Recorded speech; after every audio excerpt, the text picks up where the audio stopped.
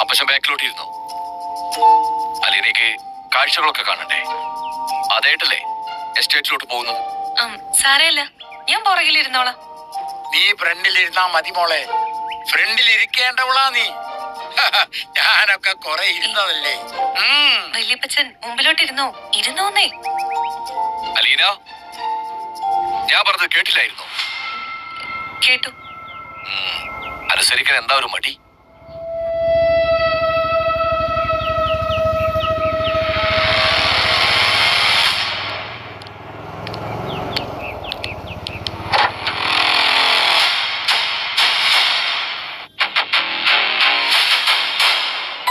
വിനോദ് കയറണ്ടേ? വേണ്ട.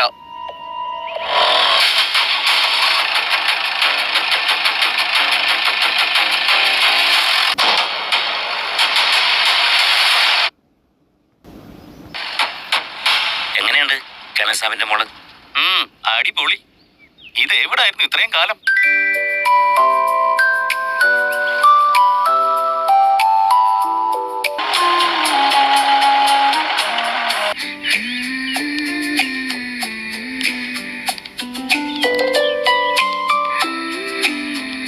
ഇതാണ് എന്റെ എസ്റ്റേറ്റ്.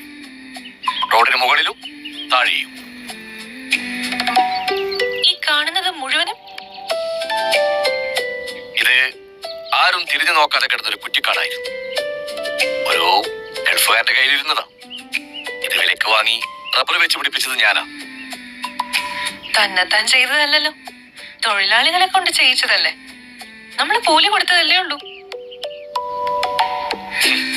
ഞാൻ എന്റെ പൈസ കൊടുത്ത് സ്ഥലം വാങ്ങി, എന്റെ പൈസ കൊടുത്ത് പണിയെടുപ്പിച്ച് പ്ലാൻ ചെയ്തുണ്ടാക്കിയെടുത്ത ഒരു എസ്റ്റേറ്റ് ആണിത്. അത് മനസ്സിലായില്ലേ? പക്ഷെ ആ തൊഴിലാളികളില്ലായിരുന്നെങ്കിൽ ഇപ്പോ ഇങ്ങനെ ഒരു തോട്ടം ഉണ്ടാവത്തില്ല. ശരിയല്ലേ?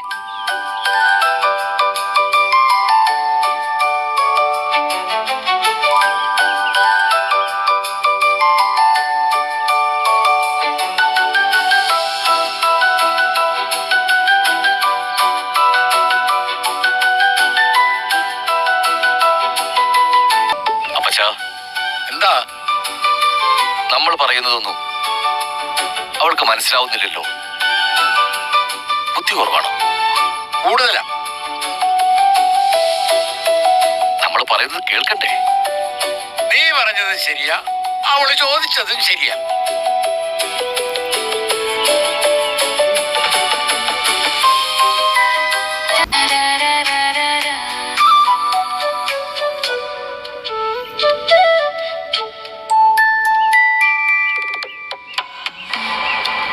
തോട്ടത്തിന്ന് നല്ല വരുമാനം കിട്ടത്തില്ലേ?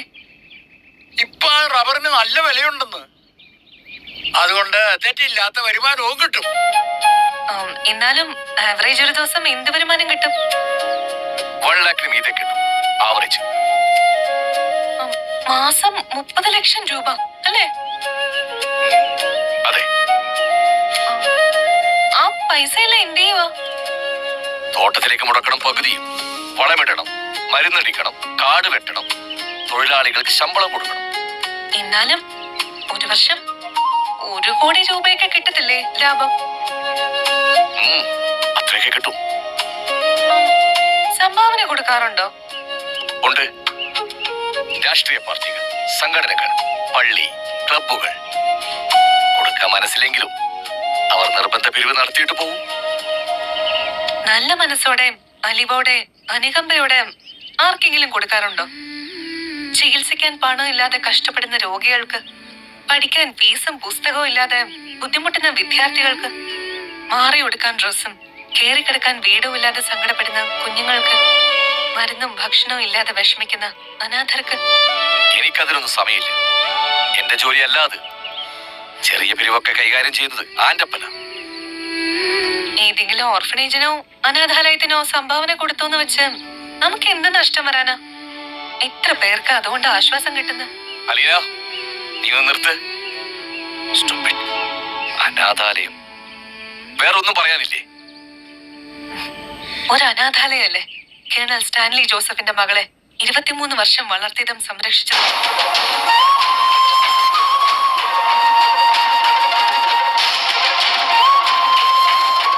ഇല്ലാത്തവർക്കും രോഗികൾക്കും വിശക്കുന്നവർക്കും കുറച്ച് ആശ്വാസം കൊടുക്കാൻ പറ്റുന്നില്ലെങ്കിൽ ഈ കാണുന്നതൊന്നും റബ്ബർ മരങ്ങളല്ല, പാഴ്മരങ്ങളാ.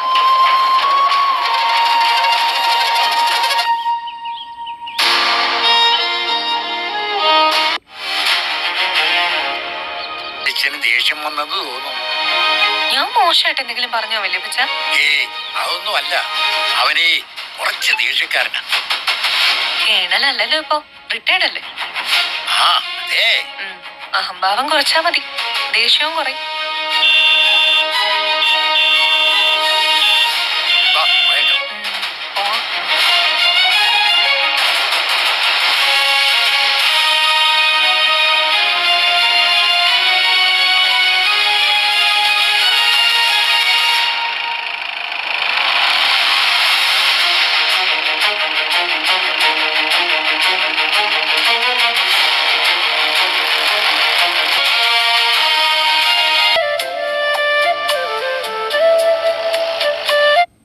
ആ കാണുന്നതാണ് office building.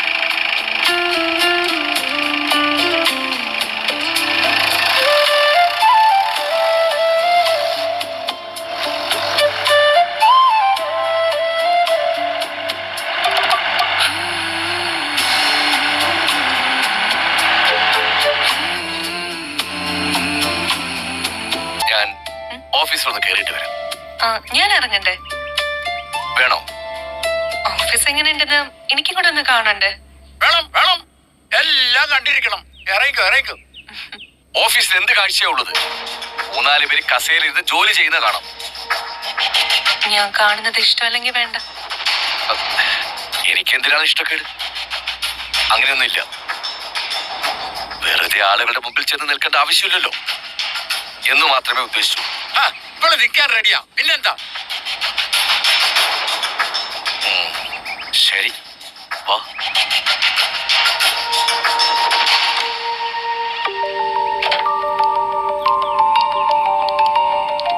Sir good morning. Good morning.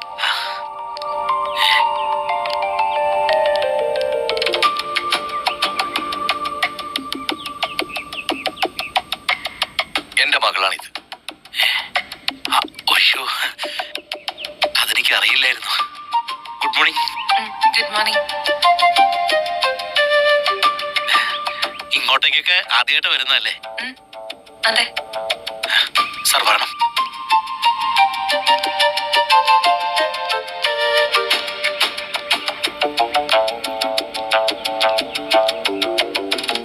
നല്ല ഗമയ്ക്ക് നിന്നോണം.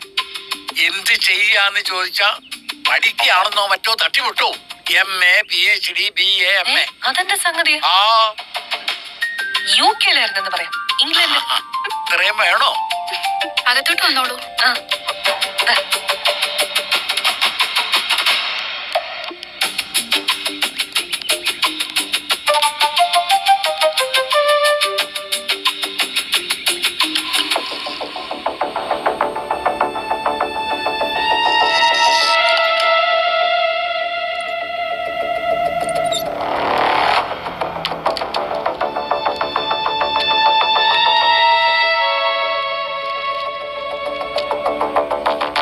ഇങ്ങോട്ടിരുന്നോളൂ.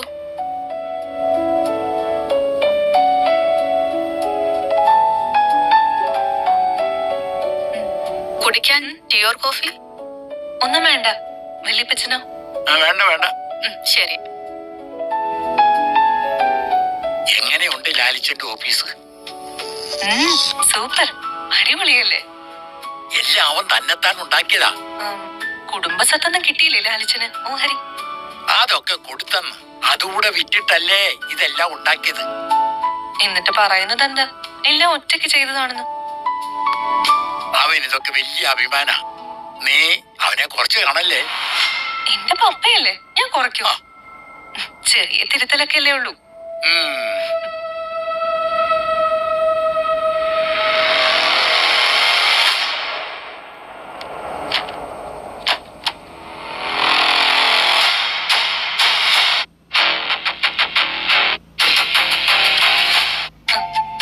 ഇദ്ദേഹം പീറ്റർ അതിനകത്ത് അക്കൗണ്ടന്റ് എവിടത്തെ.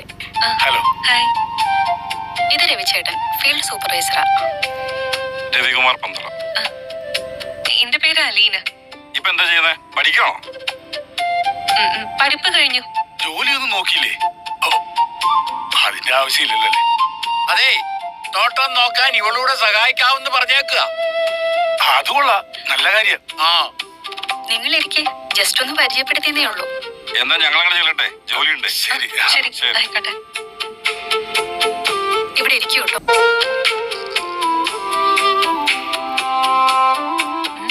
സ്റ്റാൻലി പപ്പ മൂക്കുമുട്ടി കള്ളു കുടിച്ചിട്ട് ഇവിടെ വന്ന് പോകുന്നല്ലേ ഉള്ളൂ. ഇവിടെ എന്തൊക്കെ നടക്കുന്നുണ്ടെന്ന് അറിയാവോ? ഇവിടെ എന്ത് നടക്കാനാ? എല്ലാത്തിനും കണക്കുണ്ടല്ലോ. ഞാൻ ഇടപെടേണ്ടി വരുമോ? വേണ്ട, അവര് ദേഷ്യം വരും.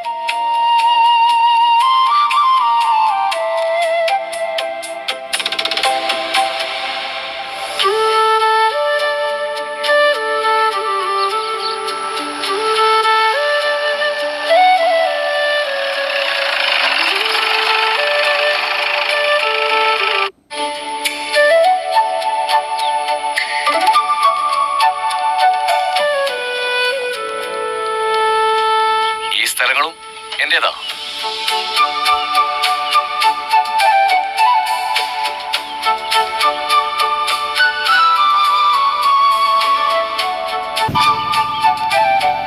ദാ, അവിടെ ഈ തോട് ചെന്ന് ചേരുന്ന ഒരു പാറക്കെട്ടുണ്ട്. അവിടെ ഞാൻ ചെക്ക് ഡാം നിർമ്മിക്കും. അതെന്തിനാ? ഫാക്ടറിയിലേക്ക് വെള്ളം വേണം. ഇപ്പോ വെള്ളം ഇല്ലാതെയാണോ ഫാക്ടറി വർക്ക് ചെയ്യുന്നത്? ഫാക്ടറിക്കടുത്ത് ഒരു വലിയ കുളമുണ്ട്. അതിലിപ്പം പണ്ടത്തെ പോലെ വെള്ളം കിട്ടുന്നില്ല. വേറെ എന്തെങ്കിലും സോഴ്സ് നോക്കാതെ രക്ഷയില്ല. ഈ തോട്ടില് ചെക്ക് ഡാം കെട്ടി വെള്ളം എടുക്കാൻ സർക്കാരിന്റെ അനുവാദം വേണ്ടേ? അത് വേണം. പക്ഷേ അതിനുള്ള അനുമതി ഞാൻ പഞ്ചായത്തിന് വാങ്ങിക്കും. തോട് പൊതുസത്തല്ലേ, ഒരുപാട് ജനങ്ങൾക്ക് ഉപയോഗിക്കേണ്ടതല്ലേ. ഉദ്യോഗസ്ഥര് സമ്മതിക്കൂ? മോളെ, ചിക്കിരി കൊടുത്താ ഇവിടെ എന്നതാ നടക്കാത്ത? ലാലിച്ചൻ ചെക്ക് ഡാമിനുള്ള സാങ്ഷൻ വാങ്ങി വെച്ചേക്കുക. ആണോ? കൈക്കൂലി കൊടുത്ത് വാങ്ങിയോ? ആദ്യം പഞ്ചായത്ത് ഒബ്ജക്ഷനുമായി നിന്നു. അവർക്ക് പൈസ കൊടുത്തു ഒതുക്കി. പിന്നെ റവന്യൂ, ഇറിഗേഷൻ, ജലമലിനജല അതോറിറ്റി, പാർട്ടി നേതാക്കന്മാർ, അങ്ങനെ കുറെ എതിർപ്പുണ്ടായി. എല്ലാവരെയും ക്യാഷ് കൊടുത്തു ഒതുക്കി. നാട്ടുകാർ എതിർത്തില്ലേ? അവരുടെ കണ്ണിൽ പൊടിയിടാൻ ചെക്ക് ഡാമിനോട് ചേർന്ന് ഒരു കുടിവെള്ള പദ്ധതി പ്ലാൻ ചെയ്തിട്ടുണ്ട്. ഒരു വാട്ടർ ടാങ്ക് പണിതിട്ട് കുറച്ച് വീടുകളിലേക്ക് വെള്ളം പമ്പ് ചെയ്തു കൊടുക്കും. കൈക്കൂലി കൊടുത്തും കള്ളത്തരം കാണിച്ചും അങ്ങനെ ഒരു നീരൊഴുക്ക് തടഞ്ഞു വെക്കുന്നത് തെറ്റല്ലേ? വെറുതെ ഒഴുകി പോകുന്ന വെള്ളം അത് കുറച്ച് തടഞ്ഞു നിർത്തി ഞാൻ കുറച്ച് വെള്ളം എടുക്കും. അതിലെന്താണ് തെറ്റി? വേനൽക്കാലം വരുമ്പോ കുടിവെള്ള പദ്ധതിക്ക് വെള്ളം കിട്ടുമോ? ആളുകള് വെള്ളമില്ലാതെ വിഷമിക്കത്തില്ലേ? കുറച്ച് ഷോർട്ടേജ് ഉണ്ടാകും. നോക്കലീന, ഏത് പദ്ധതി വന്നാലും കുറച്ചു പേർക്ക് ബുദ്ധിമുട്ടുണ്ടാവും. വ്യവസായശാല വരുമ്പോഴും റോഡ് വീതി കൂട്ടുമ്പോഴും റെയിൽവേ ലൈൻ പണിയുമ്പോഴും കുറെ പേരെ അത് ബാധിക്കും. അതെല്ലാം പൊതുജനങ്ങൾക്ക് ഉപകാരപ്പെടാൻ വേണ്ടിയല്ലേ? പക്ഷെ പപ്പ പണിയുന്ന ചെക്ക് ഡാം കൊണ്ട് ആർക്കാ ലാഭം? ഒരേ ഒരാൾക്ക് മാത്രം അല്ലേ വലിയപ്പച്ച?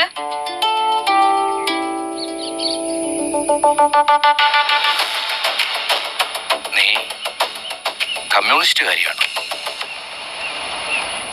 ഏതാ നിന്റെ പാർട്ടി? ആരാ നിന്റെ നേതാവ്? എന്റെ നേതാവ് യേശു, ലോകത്തിലെ ഒന്നാമത്തെ കമ്മ്യൂണിസ്റ്റുകാരൻ.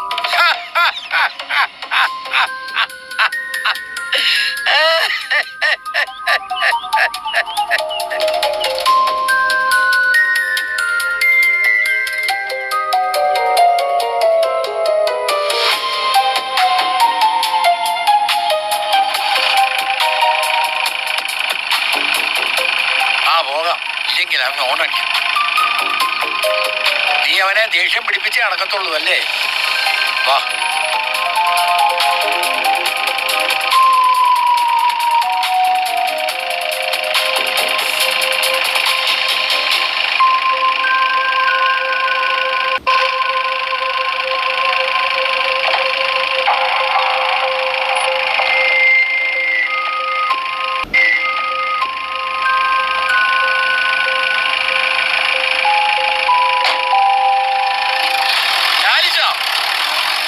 എന്താ ഇത്